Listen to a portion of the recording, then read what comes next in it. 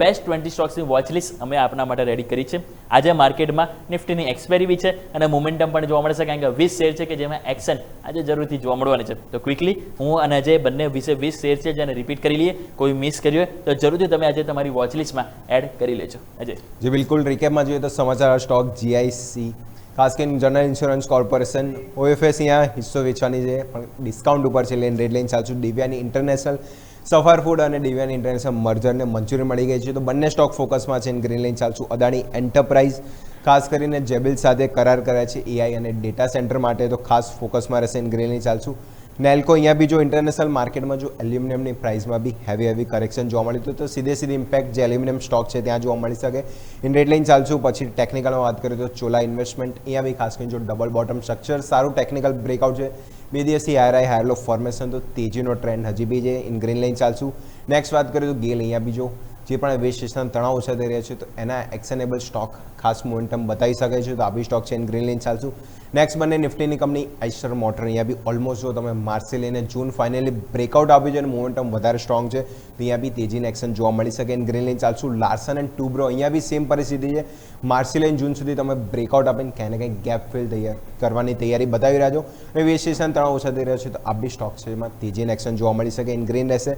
Last બંને વાત કરીએ તો ત્યાં ખાસ કરીને જઈશું દિક્સન ટેકનોલોજી. ઓલમોસ્ટ 2026માં અત્યાર સુધી સ્ટોક એના હાયર પર આપ્યું છે. જો 12,050 આજુબાજુ લેવલ છે જો ક્રોસ થાય છે તો વધારે સ્ટ્રોંગ, વધારે મોમેન્ટમ સ્ટોકમાં જોવા મળી શકે. ઇન ગ્રીન રહેશે. અને લાસ્ટ રિયાલિટી પેકમાં ફિનિક્સ મિલ્સ અહીંયા બી જો સ્ટ્રક્ચર પોઝિટિવ છે, સારું રાઉન્ડ બોટમ, અને જો ડેલી ચાર્ટમાં જોઈએ તો ડબલ બોટમ સ્ટ્રક્ચર બી બનાવી રહ્યો છે. જો બ્રેકઆઉટ આપે છે તો અહીંયા બી તેજીની એક્શન વધારે રિયાલિટી પેક બતાવી શકે છે, ખાસ કરીને ફિનિક્સ મિલ્સ. તો આ બી સ્ટોક છે. ઇન ગ્રીન લાઇન ચાલશે. તો ઓલમોસ્ટ જોઈશું તો આજે 8 સ્ટોક ઇન ગ્રીન છે, 2 સ્ટોક માત્ર ઇન રેડ લાઇન ચાલશે. ઓકે, તો આવો દર્શક મિત્રો ક્વિકલી અમારા પણ 10 શેર વાત કરીએ તો 10 શેરમાં પહેલા બે આપણે ટેકનિકલ આધારિત વાત કરી. તેમાં પહેલો સ્ટોક્સ આપણે વાત કરીએ પ્રમાણે તમે જો મોમેન્ટમ આપણને જોવા મળી શકે છે પ્રેસ્ટીજ એસ્ટેટ. પ્રેસ્ટીજ એસ્ટેટમાં તો તમે નજર કરો તો આજે જે રીતે આપણને ખાસ કરીને એક્શન જોવા મળી છે, સ્વાભાવિક છે કે 3 દિવસથી હાઈ લો ફોર્મેશન. ગઈકાલે તમે જો સ્ટોકમાં પોઝિટિવ કેન્ડલ બન્યું છે અને ડબલ બોટમ ફોર્મેશનમાં આપણને તેજી જોવા મળી છે, અને અહીંયા આપણને પોસિબલ છે તેજી 1515 તરફ પણ જોવા મળી શકે. Green line ચાલીશું. સેકન્ડ આપણે વાત કરી HDFC AMC. ગઈકાલે સ્ટોક 100 ડેમાં ઉપર ક્લોઝ 100માં સપોર્ટ થયો. અહીંયા પણ મોમેન્ટમ પોઝિટિવ સાઇડ જોવા મળી શકે. ગ્રીન લાઇન ચાલીશું. GMR એરપોર્ટ મે મહિનાના આંકડા આવે છે, અનુમાન મુજબ છે, એટલા માટે અહીંયા પણ પોઝિટિવ એક્શન પોસિબલ છે. ગ્રીન લાઇન ચાલીશું. નેક્સ્ટ વાત કરી ક્રાફ્ટ્સમેન ઓટોમેશન કંપનીએ ₹2000 QIP લઈને આવી છે. ફંડ એકત્રિત કરશે બિઝનેસને એક્સપાન્ડ કરવા અને દેવું ઘટાડવા માટે, અને અહીંયા પણ પોઝિટિવ સાઇડ આપણે લઈને ચાલીશું. નેક્સ્ટ આપણે વાત કરીએ તો નિવા બુપા હેલ્થ. HSBC ના અલગ તમે જો જે ઇન્વેસ્ટમેન્ટ ફંડ છે એમાં ટોટલ અહીંયા નિવા બુપાના હેલ્થ અહીંયાથી ખરીદવામાં આવ્યા છે, એટલે અહીંયા પણ મોમેન્ટમ પોસિબલ છે કે પોઝિટિવ જોવા મળી શકે.